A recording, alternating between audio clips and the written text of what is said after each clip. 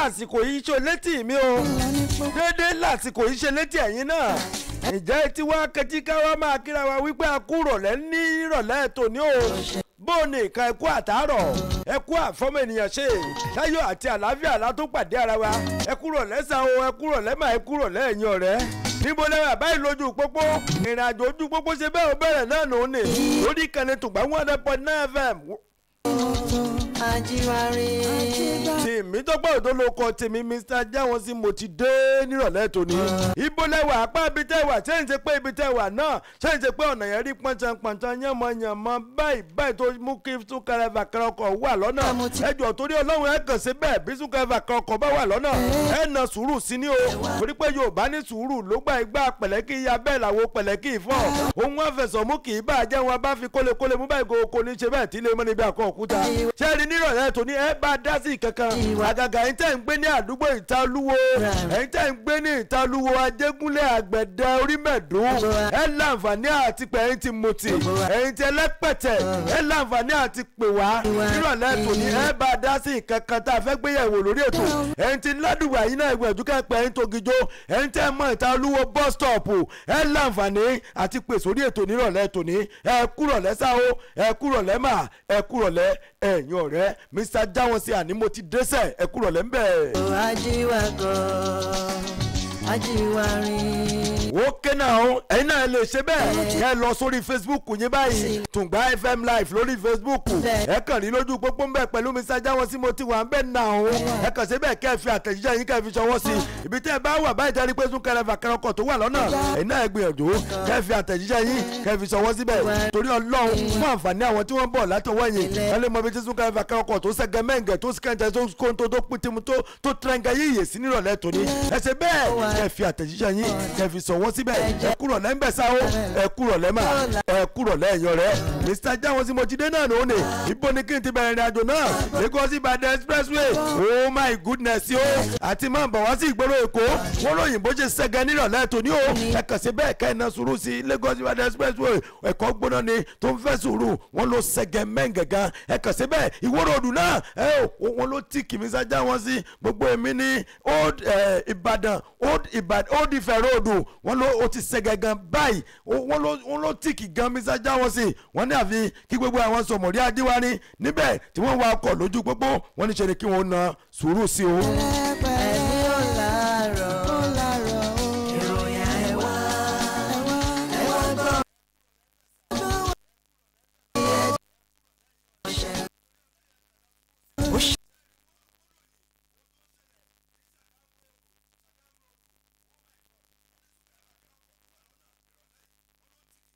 wọ́n ní ó tìkì gan o ìyẹn ní Ṣàgámù ròdù wọ́n ròyìn bó ṣe tìkì gan o àti máa bọ̀ wá sẹ́kọ̀ọ́ àti máa kó ní Èkó ní Ṣàgámù junction yẹn tẹ́ bá ti kó níbi ilé epo yẹn ó ké náà tẹ́ débi ọ̀nà tẹ́ ti máa lọ sí ọ̀nà TMD police station yẹn oh my God wọ́n ròyìn bí gbogbo ẹ̀ bó ṣe ṣẹgẹ́ mọ́ra wọn nírọ̀lẹ́ tòní àfi ká ẹ ṣe bẹ́ẹ̀ ká ẹ náà sùúrù sí o.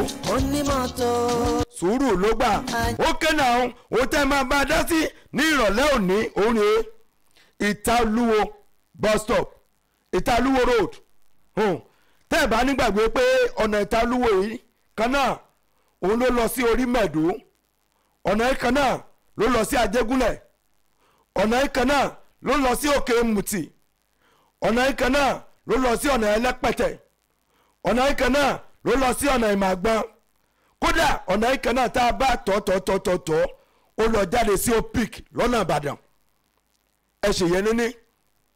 ìkejì òun ni wípé Ìtalúwo bus stop bó ṣe dé Orímẹ̀dún tẹ́ bá ti dé Ajégúnlẹ̀ lẹ́yìn àsọ́nà Àgbẹ̀dẹ Olórógbó Àgbẹ̀dẹ Olórógbó Àgbẹ̀dẹ transformer Àgbẹ̀dẹ Ọmọláyè Àgbẹ̀dẹ Olóṣùgbó Àgbẹ̀dẹ méjèèje ọ̀nà yìí kan náà ló tún ṣe bẹ́ẹ̀ tó lọ jáde sí ọ̀nà Gbólómù ọ̀nà yìí kan náà ló wá sí Asọ́nà ọ̀nà yìí kan náà ló lọ jáde tí Òkè Oko Ìsáwò á ti ṣe yìí sí báyìí Ọlọ́run gbà wá o bẹ́ẹ̀ bá gba ọ̀nà ẹ báyìí ṣe lórí pọ̀nchán ẹ lọ sí Ìtalúwo kẹ́ ẹ lọ wo tí jáwọn sí ń sọ lẹ́nu kẹ́ ẹ lọ wọ̀rọ̀ tó ń jáde létè jáwọn sí. gbogbo dára àyè sọmọrí. CDC chairman Alhaji Salami ẹ kú ọjọ́ mẹ́ta sá ẹ kú iṣẹ́ o Mr. Hussaini secretary àtẹ̀yà lẹ́nu lọ́rọ̀ ní ìtalúwo ẹ̀yin ọkọ̀ ìlú bàǹtàsì ọkọ̀ ìlú bàǹtàtà ìgbésẹ̀ wo lẹ́yìn ń gbé ibo lẹ báṣẹ̀ ọ̀hún dé níbo la bá dé ṣé bá a ṣe fẹ́ máa wo ìtalúwo gbogbo ọ̀nà wọ̀nyí ṣé bá a ṣe fẹ́ máa wò níran rèé ẹ láǹfààní àti pè wá nírọ̀lẹ́ tòní ẹ pè kẹ́ ẹ sọ fún wa kí ni solution ọ̀nà yìí pẹ̀lú research tí mo gbá wọ́n ní ọ̀dà ibo lẹ báṣẹ̀ ọ̀hún dé nítorí ọlọ́run níbo là ń lọ ìtalúwo bó ṣe rí pọ́nchánpọ́nchán kì í ṣe bó ṣe rí láàrin níbi ọdún mẹ́ta sẹ́yìn rẹ̀ lẹ́yìn ọmọ ń wọ́ sí ni ọ̀gẹ̀dẹ̀ ń bàjẹ́ àló ń pọ́n sùúrù ló gbà o ẹ pé ẹ ń tẹ́ mọ ìtalúwo gbogbo àwọn ọ̀nà tí mo fi ẹnu fètè kàn yín bó o ló ṣe rí kí ni ọ̀nà àbáyọ kí làmọ̀ràn yín lórí ẹ̀ 08056131009 08056131009 tàbí ká ẹ pè sórí 08113051009 0808113051009. ọmọ wa lọ́dẹ̀. Ìkẹjà lọ́ngì ní sẹ́jọ́ wọn sí wọ́n ní súnkẹ́ fàkẹ́ ọkọ̀ tó wà lọ́nà nírọ̀lẹ́ òní wọ́n ló ṣe gẹ́gẹ́ o wọ́n ló skẹ́ntẹ́ ó skóńtó sùúrù ló gbà ẹjẹ́ ara mọ́ ṣe lójú pópó torí pé àtúndé jẹjẹ kì í sáré kó kọjá lé bẹ́ẹ̀ ni láàrin gbẹ̀rẹ̀ kì í sùnà ẹjẹ́ rántí pé wọ́n afẹ̀sọ̀ mú o kì í bàjẹ́ wọ́n bá fi kólekóle mú báyìí kókó ní ṣe bẹ́ẹ̀ tí lè mọ́ níbi akọ̀ òkúta èyí tẹ́ lọ sí Ṣẹ́gun Ọ̀tà nírọ̀lẹ́ tòní àfikẹ́sẹ̀ bẹ́ẹ̀ kẹ́ ẹ̀ na sùúrù sí o sùúrù ló gbà súnkẹ́ fàkẹ́ ọkọ̀ ó ń dúró dè yín lọ́nà sùúrù ló gbà kódà Ìkòròdú gan súnkẹ́ fàkẹ́ ọkọ̀ ó ti wà lọ́nà díẹ̀ báyìí o àfikẹ́ ẹ̀kẹ́sẹ̀ bẹ́ẹ̀ kẹ́ ẹ̀ na sùúrù sí nírọ̀lẹ́ tòní gbogbo ẹ̀yin tẹ́ lọ sí ìdú Ṣàgáfágbà àfikẹ́ ẹ̀ na sùúrù sí o torí pé Amala junction lọ́nà railway level crossing oh my god wọ́n lóye bí súnkẹ́ fàkẹ́ ọkọ̀ Jonathan Coker yẹn wọ́n ló tìkì nírọ̀lẹ́ tòní àfikẹ́ ṣe bẹ́ẹ̀ kẹ́ ẹ̀ na sùúrù sí Ògìjó ìsọ̀nsíebù sùúrù ló gbà 08056131009 kẹ́ẹ̀pẹ́ kẹ́sọ̀ fún wa ibi tí súnkẹrẹ fàkẹ́ ọkọ̀ tó wà àti pé kí làmọ̀ràn yín nípa Ìtalúwo bus stop yìí. ló ẹ kúrò lẹ́ńbẹ̀ sá o ìpè yẹn ó ṣe bẹ́ẹ̀ óre ẹ ló sà ẹ kúrò lẹ́ o gbé wọn rìn. àwọn òde ló sọ̀rọ̀. mísà àwọn òde òkè ẹ kúrò lẹ́sà. ọ̀pọ̀ lẹ o. yes sir. àwọn tó bá ń bọ̀ ní first gate tó máa bọ̀ àmọ́ ó ń lọ díẹ̀ kó sàrọ̀ra. all right sir. ṣé rí ọ̀nà lọ́sí fàìfà yẹn ní gbogbo táìmù yìí ó máa ń dípa gan o. ó máa ń serious kó máa nǹkan ṣe síwájú lọ́sí fàìfà yẹn ibẹ̀ ti bàjẹ́ gan seriously. ó dìgbà tó bá wọ́ọ̀sì kíjọba tó ṣe sọ pé àwọn ṣe ìfẹ́ rójú wọn bẹ̀ yẹn ó jọ nítorí Ọlọ́run ẹ kú ètò ṣùgbọ́n ò ní bàjẹ́ o. àmísà ẹ ṣe ẹ̀ló ìdòwú pè pa ẹ̀ló ìpè yẹn náà ó tún ṣe bẹ́ẹ̀ orí ìpè ń jára wọn nírọ̀lẹ́ tòní ni ẹ lè pe lẹ́yìn náà 08036557047 ẹ pè ẹ̀ló ẹ kúrò lẹ́ńbẹ̀sà kí ló kọ́ yín láti bẹ̀rẹ̀ tí ń pè o. lójú kúkú. gbé wọn rìn Adéwálé Ògúnrawọ̀.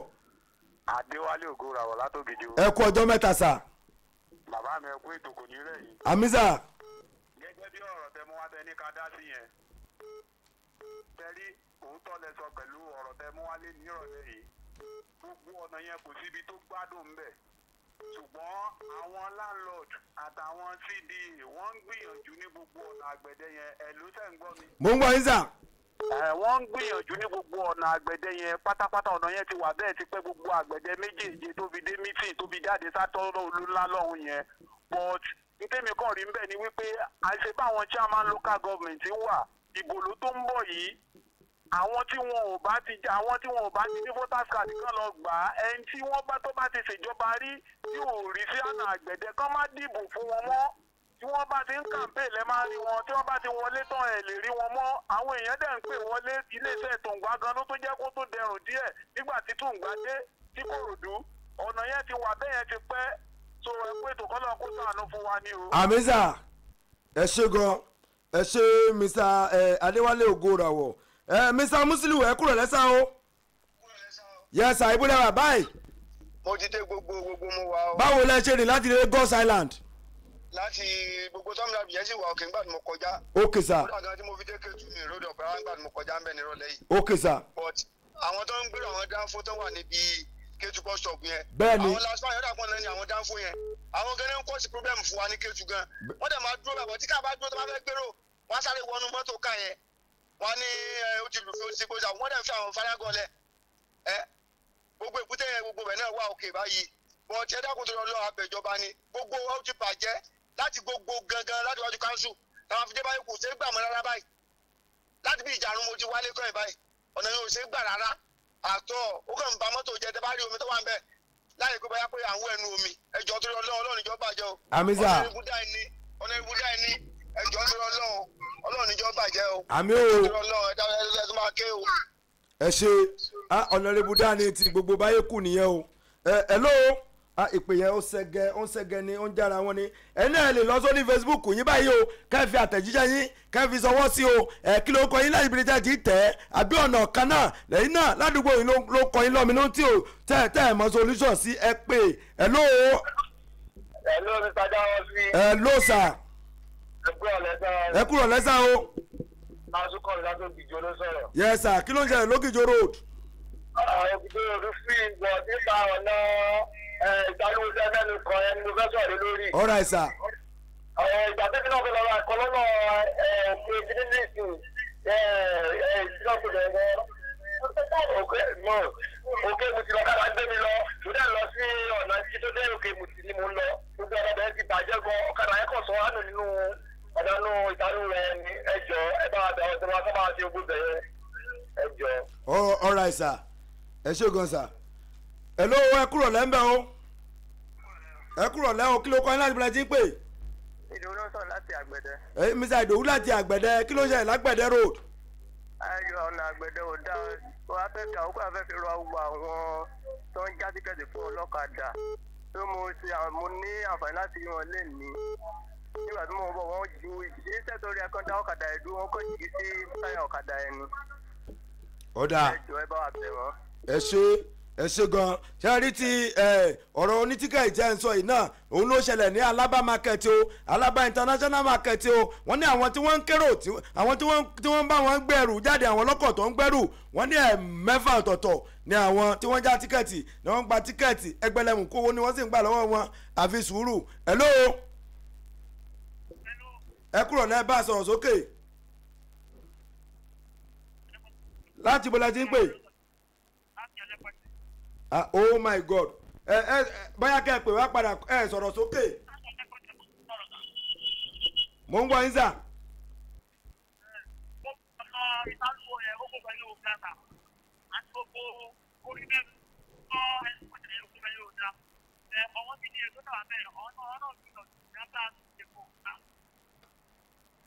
ó dáa.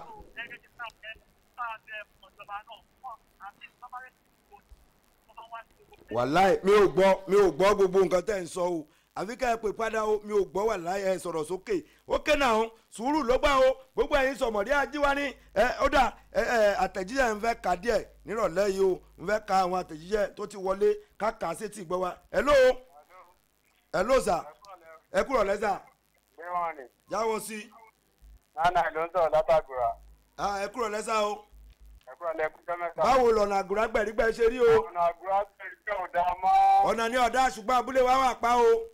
bẹ́ẹ̀ ni ẹjọ́ ẹ bá fẹjọba o láti gbóòdù títí dágùrà láti kò dúró sí dágùrà ní 500 lọ́n gbé tójú bá ti rọ̀. ẹjọ́ tó rọ́ lẹ́ bá fi hàn ìjọba kó bá ṣe lọ sọ́nà títí ọ̀dọ̀ wa náà. all right sir. ẹ ti gbọ́. yes sir. ẹ ṣé o. ẹ ṣé mo dúpẹ́ o. hello ẹ kúrò lẹ́mbẹ̀ o. gbé wọn rìn ẹ kúrò lẹ́sà. orúkọ tèmi ni Alaba Peters olúwọmọ láti Odògùyọ. Mr. Alaba ẹ̀ máa kúrò lẹ́. Odògùyọ mo wà báyìí gbogbo ẹ̀ tí ìdájẹ́ díẹ̀ bẹ̀ tó rú ló gbà. ọlọ́run ṣeun. kò tó bá bọ̀ kó máa bọ̀ bẹ̀tẹ̀ àbọ̀dọ̀ mi fún àwọn tó wà ní Odògùyọ ni pé àwọn tó wà tó àjà ní pẹ̀lítì wọ́n máa wọ́ọ̀sì dáadáa kọ́ ṣe sùúrù kọ́ máa fi mọ́tò títì mọ́tò ní pọ̀ lẹ́dẹ̀kẹ́ nínú wa nípa ìdánilò tẹ́ ẹ̀ sọ yẹn àti ibi àwọn aráàbò àti pariwo títí wọn wá bá wa ṣe kọ́lbẹ̀tì níbẹ̀ yẹn wàhálà yẹn ti pọ̀ lọ sí òkè mùsì lọ sí gbólóhùn kò sí ọ̀nà ọbẹ̀ yẹn ìgbà tó wọ́n gbé níbẹ̀ yẹn kí wọ́n ṣe Lagos State ní àbí àríkẹjà nìkan àbí ìfikẹ́lẹ́ láti kọ́ ní Èkó kọ́ńdọ́rọ́ ti wà níbẹ̀ yẹn ọ̀pẹ̀ tó dẹ̀ fọ́ ní ojógun yẹn tọ́jú ọjọ́ fún gbogbo ìgbà tó bá ti bẹ̀rẹ̀ èyí ó máa dín pa ní àwọn ọmọ fẹsẹ̀ bẹ̀rẹ̀ láti fẹ́ẹ́ gèdè ẹni tó máa ṣe kọ́ńfẹ́ǹsì yẹn tó wà níbi ìwọ ojógun yẹn rẹ́nàbàtì yẹn àníkèwò tó máa fi tán. àmísà ó dàbọ̀ ó kẹ́nà àwọn àtẹ̀jíṣẹ́ yín lórí Facebook yẹn ẹ máa tẹ̀ síbẹ̀ orúkọ yín ibi tẹ́ ti ń tẹ àtẹ̀jíṣẹ́ yẹn ẹ kúrò lẹ́ńbẹ̀ o ẹ bá a sọ̀rọ̀ sókè bóyá ìdí fóònù yín gan ni ò sọ̀rọ̀. mi wàláì kò wọnú microphone o. hello mò ń gbọ́ bẹ́ẹ̀ yẹn. ọ̀rọ̀ àìsàn mò ń gbọ́ yín bẹ́ẹ̀. mo ti ń gbọ́ yín bẹ́ẹ̀ ẹ sọ̀rọ̀ sókè mò ń gbọ́ bẹ́ẹ̀.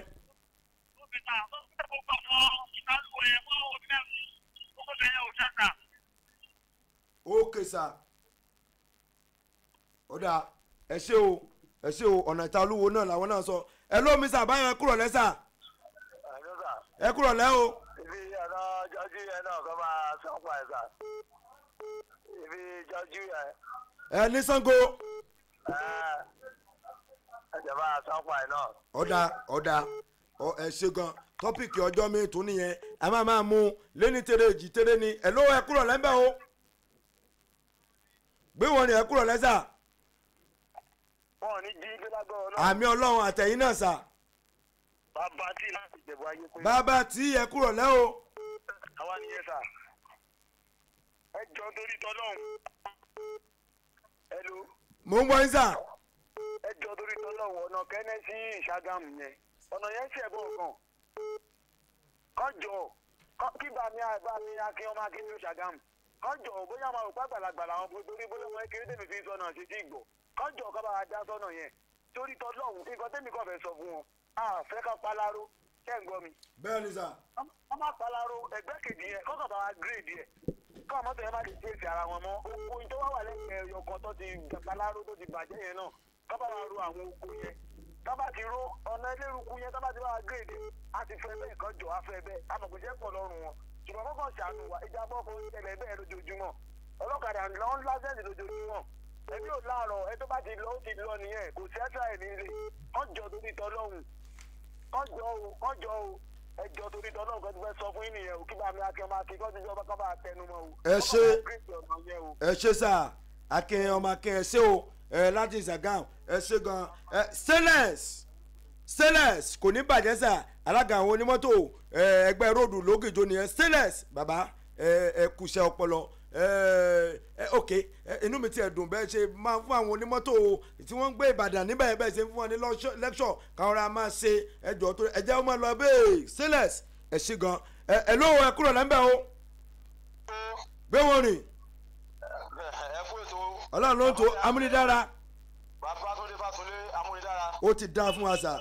àkọ́kọ́ mo kọ́kọ́ dúpẹ́ lọ́wọ́ bàbá wa DPO Sulaimon bàbá lókìjọ ọ̀nà market road tí mo ní wọ́n máa ń blọọkù lálẹ́ yẹn wọ́n ti bá wa free mo dẹ̀ dúpẹ́ lọ́wọ́ aláàjì sẹ́tọ̀ kan náà ní aláàjì bàbá yẹn náà wọ́n kú iṣẹ́ wọ́n kú àfọmọ́ nìyẹn ṣe pẹ̀lú ẹ̀sọ́ ṣe rí àkíyèsí tí mo fẹ́ pè sí o ní pé ìtalúwà ti yàwọlé yẹn bóyá tí ẹ bá gbọ́ yíbo àbí ẹ bá wa sọ̀rọ̀ sáwọn aráàbù yìí kí wọ́n jọ tó rọ náà bó ti jẹ́ ṣọ́ọ̀fù yẹn kí wọ́n bá wa ṣe àwọn slap orí ẹ̀ yẹn tó àwọn tó ń wọlé yẹn á lè ra mọ́ aráàyè wọlé fún ọ̀pọ̀lọpọ̀ ibi sọ́nà ń gbà ó ti gba ọ̀pọ̀lọpọ̀ mọ́tò nìyẹn lòmíì tó à ń bẹ̀ wọ́n ni wọ́n kú iṣẹ́ o wọ́n pàfọ́ ọmọ nìyẹn ṣe yá wọn tí o ẹni wá gbàgbé mi ní gíwá ẹkúgbòtú pẹ̀lú kí lorúkọ àdúgbò wà ní mímọ́ rí bẹ́ńsì ọ̀nà bẹ̀ bàbá ẹ̀kan ṣubú mẹ́jọ Friday jọ òjò rọ̀ bàbá àgbàlagbà wọ́n lè fi afárọ́ á ti ń pè wọ́n sí ọ̀nà kí wọ́n jọ kò náwó ní kọ̀ọ̀kan tó fẹ́ ṣe mẹ́yẹ kí wọ́n mọ́ gbàgbé wa ní Adéyígà pẹ̀lú gíwá ẹfúngbòtú pẹ̀lú Adéyígà kan ṣàánú wa àlóṣòfò tó máa wí sọ́lẹ̀ o. àmì Ọlọ́run ẹ ṣe sà ẹ jẹ́ ìmú àtẹ̀jíṣẹ́ kí n tó máa lọ omi ṣáájá wọn sí ó ní wípé owó lábí Olúṣèyà mi ṣáájá wọn sí ẹ kú ètò Ọlọ́run adótì ẹ̀yin náà ẹ ṣeun Ọlọ́run àwa pẹ̀lú ẹ̀yin náà Ìdòwú Òjó please help us appeal to government of Lagos and Ogun State on Ìta-Olúwo to Agbede Road. Thank you very much Mr. Ìdòwú Òjó Ìlàmúdà ẹ kú ètò kò ní rẹ̀ yín àtẹ̀yin náà lágbára Ọlọ́run Moruf Abatan jáwọn sí kárígò ẹ̀yin náà ẹ jẹun sókè lágbára ọlọ́run o ẹ kú ètò kò ní rẹ̀yìn o bàbá gbogbo ọ̀nà wa ní ìlú ìbàfò ló ti di kòtò ọ̀run o ẹ bá bẹ ìjọba ìpínlẹ̀ Ògùn ìlámúdà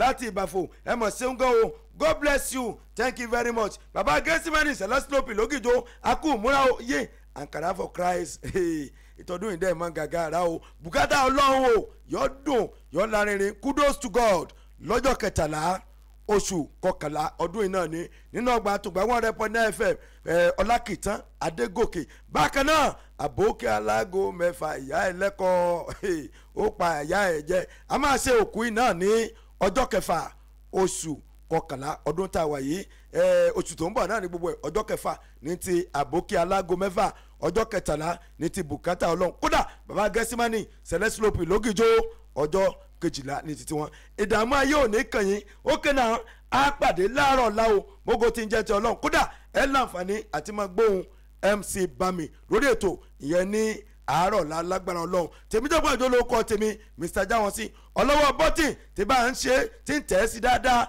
lórí Facebook ìyẹn lórí ẹ̀rọ ayélujára òun náà ni Abdul Sodiq thank you very much Sodiq Akínbolú àpàdé lọ́la o Jáwọ́sí jẹ́kọ̀mọ̀ 08036557047 ọ̀rọ̀ ìtàlúwo à ń bọ̀ lórí ẹ̀ lọ́la nǹkan ò ní ṣe yín o ẹ̀yin lẹ́ẹ̀mọ̀ ṣe nǹkan àpàdé lọ́la lágbára ọlọ́run o Jáwọ́sí gbé wọn rìn ire o ire kàǹkà.